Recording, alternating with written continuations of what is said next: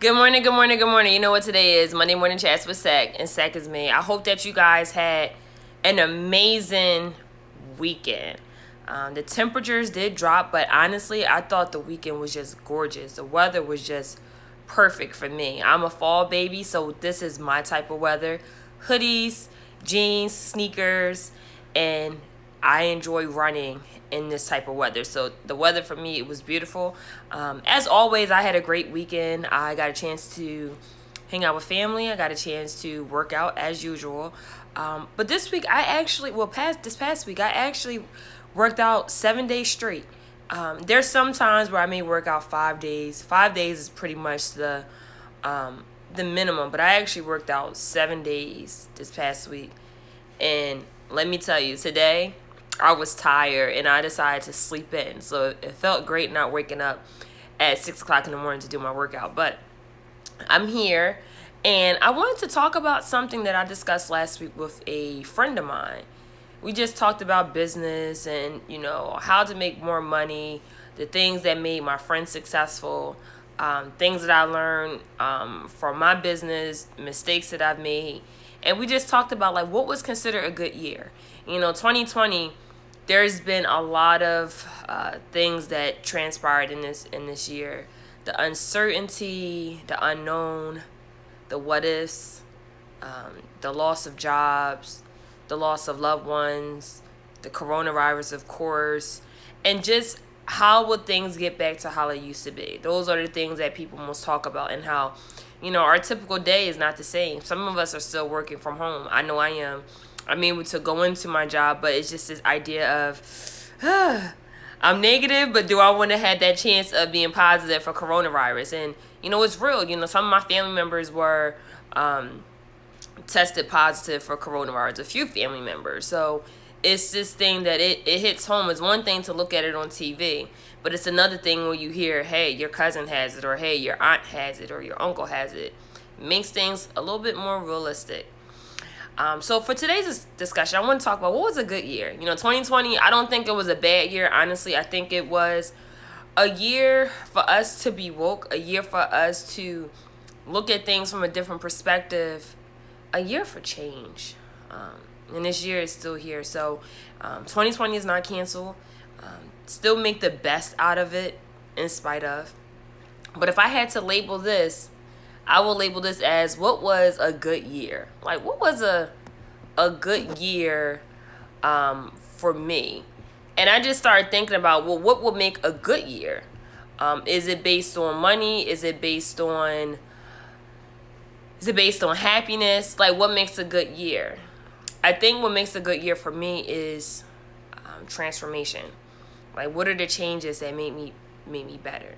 So I could tell you, 2018, the beginning of 2018, it started off great. The beginning of 2018, the first thing that I did was I changed my prices for my business. I increased my prices. It's one thing to have a lot of clients, but I believe in quality over quantity. And by me changing my prices, it decreased the clients that I had because some of them was unable to afford that. But I never did that with the intentions of, well, I don't want this client. It was more so that, hey, I want to charge what I'm worth. And so if you have a business, please don't be that person that just wants to be cheap because you want a lot of clients. I'm telling you, when you have a lot of clients and they're not quality clients, you will be stressed out. So make sure, if possible, you want to charge what you're worth. And sometimes you may not know what you're worth until years later, but if you figure it out just like that, charge what you're worth. The right people will come. The wrong people will back away. And so that's what I did. I made that change, and that first week of January, I sent the email out to my clients saying, hey, I increased my prices. These are my prices moving forward. And some clients decided to go elsewhere, which is fine. And we still have a good relationship. I don't take nothing personal, especially when it comes to business. And so that was the one thing. It relieved me because now I have less clients. I'm able to manage more. I'm able to go out a little bit more. I'm able to enjoy my personal life.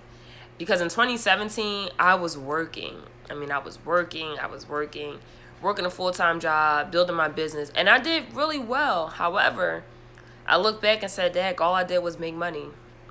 I didn't really do much. and I was like, I need to make changes. Like, I went out here and there, but I didn't go on vacation. I was like, I don't like this. So I made sure that I implemented changes. And so then after I made changes for my business, the next step was I got invited to join a small group, a small Bible study at my church. I was on this list for over 2 years to join. And once I got the invitation, I was like, you know what? This is awesome. Like, I waited for this for a while. It was great. The only thing is, I was working in Baltimore, and my small group was in Prince George's County. So if you're familiar with the area, depending on where you're at in Prince George's County, that could definitely be a good hike.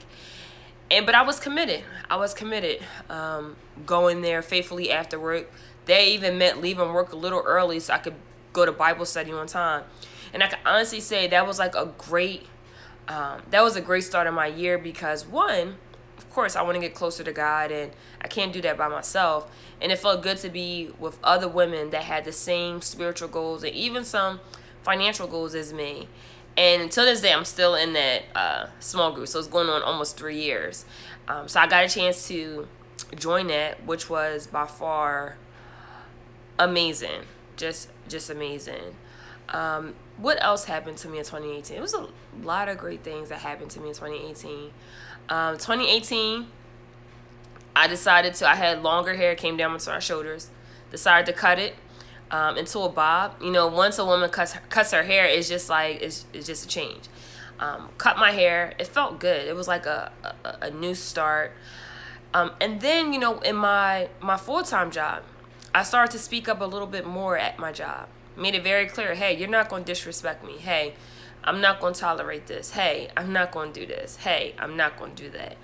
And it felt good, because a lot of times I know as women, some women, not all, it's just that we know how to speak up in our family settings, but sometime at the job we're more passive, because it's this idea, what if they fire me? And that's how I was at first at my job. You know, what if I speak up, and what if they fire me? And I just realized, hey, well, if they fire me, then I'm not meant to be here. And if I'm not meant to be here, that's absolutely okay. And I'll leave. 2018 was also a good year. That was a time where I was active in 2017, but I became more active and took a leadership role in the Washington Bar Association as the treasurer. And at one point, I stopped leadership roles in legal organizations because I really wanted to focus on school, passing the bar. So it was a time for like 4 years. I just stopped all of that. I didn't want to be a part of anything. I just wanted to focus on graduating from school. I graduated from University of Baltimore graduate tax program 5 years ago. So during the time I was trying to obtain my degree, I didn't want to participate in anything. I did community service, but I didn't want to have a leadership role. So I just pretty much was the person behind the scenes. So it felt really good to just get back into business and do something and be committed. That was a great feeling. I got a chance to meet more people. I think your network is your net worth. So it felt good to network with my other colleagues in the legal community. It was great. Then I got my first physical office, July 10th, 2018. Now, it's so funny because that was a Monday that I signed my lease to get my commercial property. The day before, which was Sunday, I went to church, and my pastor preached about doing it scared.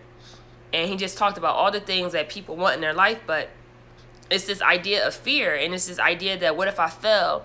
It's like, well, how would you know unless you try it? So I felt like that sermon was meant specifically for me, because I've been praying for having my own office, and I just kept thinking, well, what if I don't make enough money to pay my rent?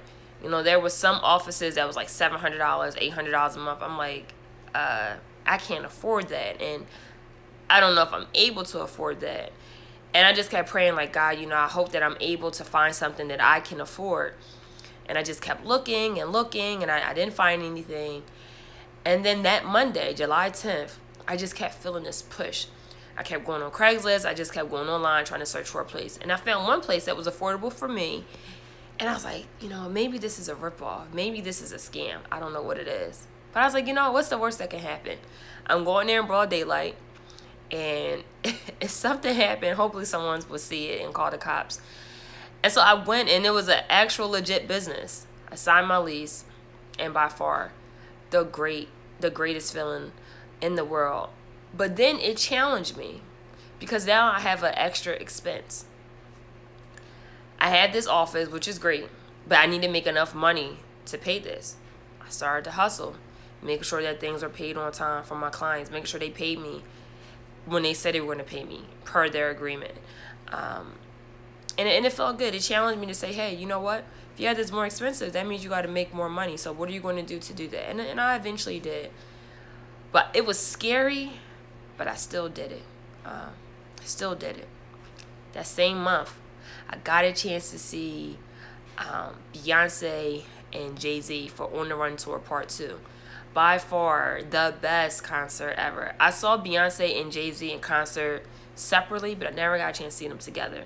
So it was definitely an experience. If you never had that experience, I pray that you do get that experience, because they're two great performers. It was just amazing. Just really amazing. 2018, great year. I cut my hair off again. Yes, I cut it. Yes, the beginning of 2018, cut it in a bob. 2018, I cut it short like this. Actually, it was shorter than this. I wanted to start all over again. Cut it short. And it just made me feel like a brand new woman again. 2018, I got a chance to go on vacation. I celebrated 10 years of being in sorority. Me and my sorority sisters went to Atlanta. We had a great time. And we got a chance to bond. We rarely get a chance to all be together. Some of us live in different states, so it's hard for us all to get together. But the fact that we were able to get together, it was a great feeling. I got a chance to really express how I felt about some things, and we were able to communicate.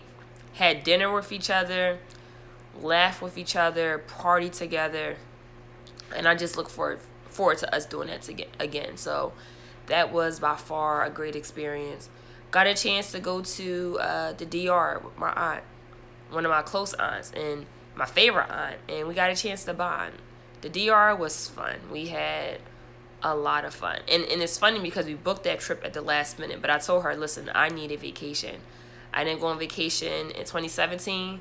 Definitely need to go this year. So 2018, yes, DR was great. I was very, very relaxed. But the unfortunate thing was my trips were like back to back. I went to Atlanta. The following week, I went to the DR. Will I do it all over again? Yes, I will. Definitely do it over again. And then I'll share this. I got a chance to hang out with an ex of mine, and he called me and said, hey, would you like to go out to dinner? Sure. I mean, I didn't want him anymore, and we went out to dinner and started asking about my personal life. I kind of cut it short, but the thing that I want to say was I made it very clear, like, hey, this is dinner. We went to Carolina's Kitchen, one of my favorite places. And who's going to turn down mac and cheese from Carolina's Kitchen? I know I'm not. I'm not going to turn down macaroni and cheese from there. But the conversation, I made it very clear. We are not compatible. We will never be together. And, a lot of times I think in some relationships, you try to force it. I was not trying to force that. I made it clear. When we broke up, the end of 2016, 2017, I spoke my truth. I apologized for everything. I told him I wish him nothing but the best. And, over a year later, he reached out to me like, hey, let's go out. And I just made it very clear, I still stand on what I said the previous year. I think you are a great person, but I know what I want, and this is not it. And we're just not compatible. And he agreed. I'm not compatible. But I just asked him, like, hey, do you want that cornbread? Because I definitely want that other piece of cornbread if you don't want it. But yeah, I just think that's important, like, to really say how you feel, but be cautious. People do have feelings. And I said it in a way that he understood. I didn't say it maliciously. I just said, hey, I appreciate dinner. And, we talked about relationship. We talked about what went wrong in our relationship. But I just made it clear, like, hey, we're just not compatible. And that's okay. Like, it's okay not to be compatible with someone. I've learned a lot from him, and I'll always be appreciative of that relationship, but not compatible. And I told him that. And I think he got the message. So that's one thing. And then I started to look for a house. That was a year where I started to really save. I paid off one of my credit cards. I was like over $10,000. I paid it off in that year. And I was like, I'm ready to buy a house. And I started to save. I've been saving all of 2018, 2017. I've been saving. Make sure I pay down all my debt. I paid it off. And it was great. It was great. And there's some other stuff that happened in 2018. I just want to give you guys the highlights. But what did I learn from 2018? Man, 2018 was a good year. The most highlight part of that year was I realized my purpose. And my purpose is to teach. 2018, I was teaching my second year at Montgomery County Community College in Maryland.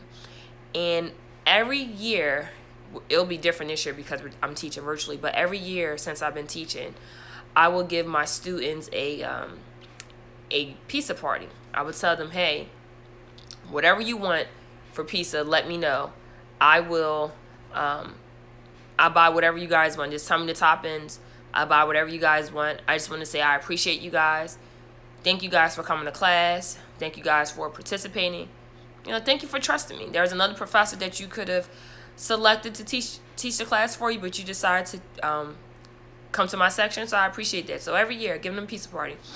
And the first year that I teach was in 2017. My students, I didn't even know, they bought me gifts and got me a card. And the second year, I never told the students what the previous class did for me. They actually went all out for me, and they bought me like clothes, earrings, jewelry, all type of jewelry, a card. And they did a speech and recorded it. And they told me that I was the best teacher that they ever had. And I felt that. I had to hide my emotions because I had to teach the remainder of the day. And then after that class, later on that evening, I tried to do like a woman's circle in December. I started that in 2017. And we went to Founding Farmers, which is like one of my favorite restaurants in DC. And we just talked about, hey, like finding your purpose. I came home that night and I cried and I prayed and I was like, God, this is by far a great feeling for me. And I want to get back to that feeling. When I teach, I feel like I'm on cloud nine. Like nothing else doesn't even matter to me. And God, I want that feeling. And that's when I realized, hey, I need to do whatever's necessary to get back to teaching. If I want to teach again, I want to do that full time. And 2020, I'm doing that now. But 2018, I realized like teaching is where I need to be. I love practicing, but I love helping people. I love teaching. So any type of teaching role, I love that. And I realized that's where I need to be. So what are the things that I got out of 2018? One, I've learned the importance of patience. Like I could have easily gave up on not being a part of a small group, but I was patient. In 2018 was my year to be a part of a small group. The second part is change is good. If you're that type of person, a female, if you had your hair a certain way all your life, switch it up. You'll feel confident. But you got to feel confident within yourself before you cut your hair or do anything with your hair. But I switched it up. I cut my hair again. 2018, my third, is that I decided to be a part of a leadership role. So if you have time, be a part of a leadership role. Make a change in your community. Your community really needs you. 4 is to never assume. There were some things with my line sisters that I felt some type of way, but it was just based on my own understanding. But in order to get clarity, I had to ask questions. And we were able to have a conversation. 5, just because you was with somebody, it doesn't mean that you have to be with them. If you realize that's not where you need to be, you'll feel that. And it's okay to just say, hey, I think you're cool, but you're just not meant to be. And I look at my life now and I realize, does this person fit in my life? And they don't. So it doesn't matter who it is, whether it's a platonic friendship, whether it's an intimate relationship. You got to ask yourself, like, do they fit in your life? Do they make your life better? I talked about this yesterday when I went running with one of my friends. Support means everything to me. That I'm not even a person that like to buy expensive bags. Your support is more to me than a Louis Vuitton bag or a Gucci bag. Being there, just showing up, that is by far, in any type of relationship that I'm in, if you want to get the best out of me, support me. That's like by far the most important thing. Whether you're there for 5 minutes, 10 minutes, or you're there for the whole entire event. Support is everything. I don't ask for much. Support is everything. So when I think about any type of relationship, I always think, does this person support me? Are they there? Can I express to them how I feel and they support my opinion, but they're not looking at it as I'm trying to start an argument? That's important. And then 6, which will be the last thing, is it's okay if you didn't find your purpose, but you can find your purpose. You got to be patient and ask God for that. And I would just say, if you're not really sure, definitely write out the things that you love. Like definitely write about the things like you're not sure about. Think about the things that you love. And then once you write out all those things, you'll figure out your purpose, like the things that you really like. Now there is a question. How did you make it past misunderstanding your LSs? Well, I think it was a matter of, that's a great question. I think it was a matter of, it's 6 of us on the line. I'm the 5th one. I'm the number 5. And some of us have tighter relationships than others. And because of that, you may see more certain line sisters hang out together than others. And I didn't know if it was a way of separating the other ones that wasn't included.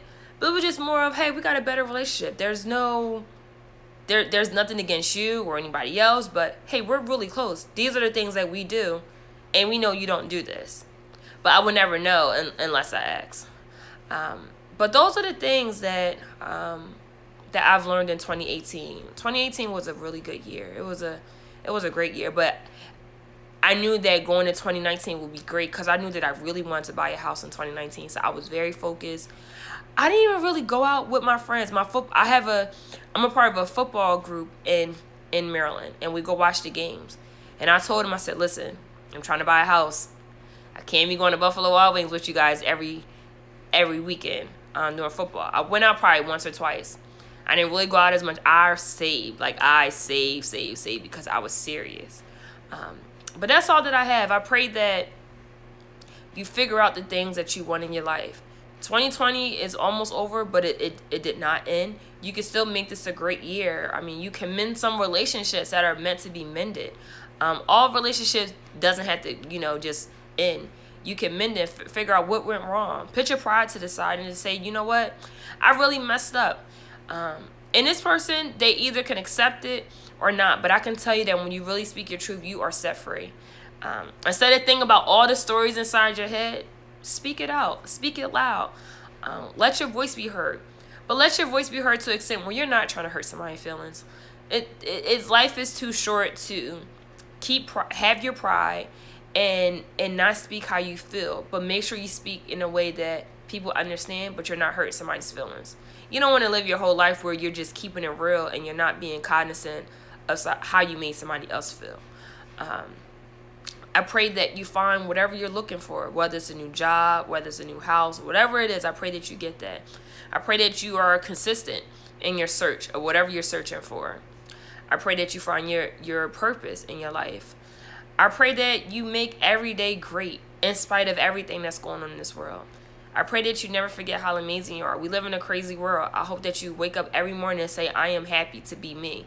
Some people are not happy to be themselves. Some people wish they were somebody else. But I pray that you wake up and you are proud at the woman or the man that you see.